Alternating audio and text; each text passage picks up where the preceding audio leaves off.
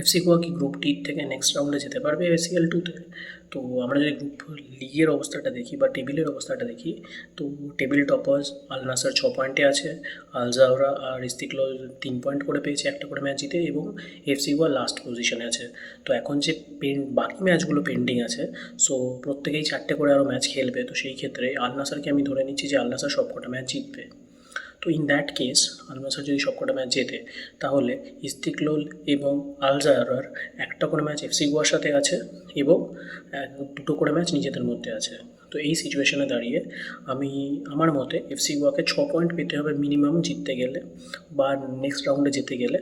তো সেই সিচুয়েশনে এফসি গোয়াকে তার বাকি দুটো ম্যাচ আল জাওরা এবং ইস্তিকলালের এগেনস্টে তাদের জিততেই হবে, এবং ইস্তিকলাল এবং আল জাওরাতে নিজেদের যে ম্যাচ দুটি আছে দুটি ড্র করতে হবে। যদি তাই হয় তাহলে আল জাওরা এবং ইস্তিকলাল 2 পয়েন্ট করে আরও পেয়ে 5 পয়েন্টে থাকবে, এবং এফসি গোয়া 6 পয়েন্ট পেয়ে লিগের নেক্সট সেকেন্ড টিম হয়ে চলে যাবে।